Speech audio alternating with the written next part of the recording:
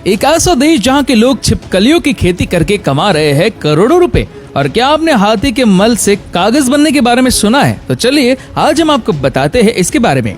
दोस्तों, इंडोनेशिया देश जो भारत का खास दोस्त है, वहाँ के लोग दूसरों के घरों में छिपकलियाँ पकड़ने जाते हैं। इससे न सिर्फ इनका घर चलता है बल्कि चीन की मेडिकल इंडस्ट्री को भी फायदा होता है। और छिपकलियों को पकड़ने के लिए इन लोगों के पास 2 मीटर लंबी लकड़ी होती है जिसकी नोक पर गोंद लगा होता है।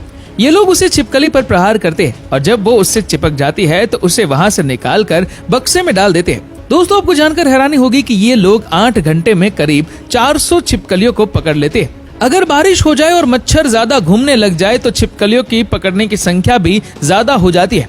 पहले लोगों को लगता था कि इस काम में पैसा नहीं है। अब गांव के 9000 लोग छिपकलियों को पकड़ते और एक्सपोर्ट करने का काम करते हैं। ये लोग जिन छिपकलियों को पकड़ते हैं ये वही है जो आपके घरों में देखने को मिल जाती है।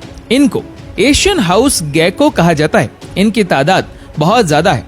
इन घरेलू छिपकलियों का इस्तेमाल पारंपरिक दवाओं में होता है। इंडोनेशिया सरकार ने विभिन्न प्रजातियों को लेकर कोटा तय कर दिया है। हर साल इन छिपकलियों को पकड़ने का कोटा है 2.5 मिलियन यानी 25 लाख। इन छिपकलियों को खाने या फिर पालने के लिए पकड़ा जा सकता है।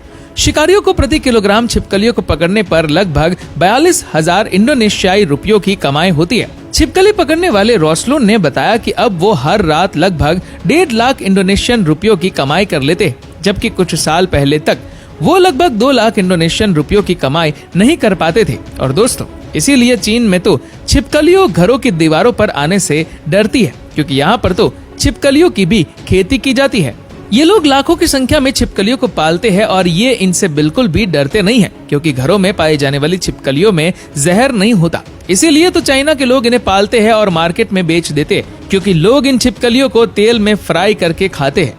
Fact number 2। दोस्तों, जब भी हाथी मल करता है तो लोग उसे कलेक्ट कर लेते हैं। कई लोग तो हाथी के मल को जमीन पर भी नहीं गिरने देते, क्योंकि हाथी के मल से कागज तैयार किया जाता है जिसमें हाई फाइबर होते हैं। इसकी वजह यह है कि हाथियों का पाचन तंत्र पौधों और घास को अच्छी तरह से पचा नहीं पाता, जिससे इनके मल में बहुत सारा फाइबर और सेल्यूलोज बच जाता है, जिससे अच्छी क्वालिटी के कागज बनते हैं। Fact number 3। अगर आप उल्लू को आज तक एक बेवकूफ पक्षी समझते आए हैं तो ये आपकी सबसे बड़ी बेवकूफी है, क्योंकि आप जितना सोच भी नहीं सकते उल्लू उससे कई गुना ज्यादा बुद्धिमान होते हैं। चाहे बात शिकार करने की हो या शिकार को ढूंढने की, इनकी आंखें अंधेरे में इंसानों से 1000 गुना अच्छा देख सकती है और उनके नुकीले नाखून और लंबी चोंच शिकार को दबोचने में मदद करते हैं। Fact number 4। अगर आपको जापान में कार चलानी सीखनी है तो वहाँ आपको बाकी देशों की तरह शुरुआत में ही रोड पर कार नहीं चलाने दी जाती, बल्कि जापान के लोग कार सीखने के लिए भी टेक्नोलॉजी का इस्तेमाल करते हैं, क्योंकि वहाँ कार सीखने के लिए इस तरह का गेम सेटअप मिलता है और इस गेम को खेलकर आपको लगेगा कि आप सच में कोई रियल कार चला रहे हो। और अगर आप इस गेम में बिना गलती करे पास हो जाते हो तभी आप रोड पर कार चला सकते हो।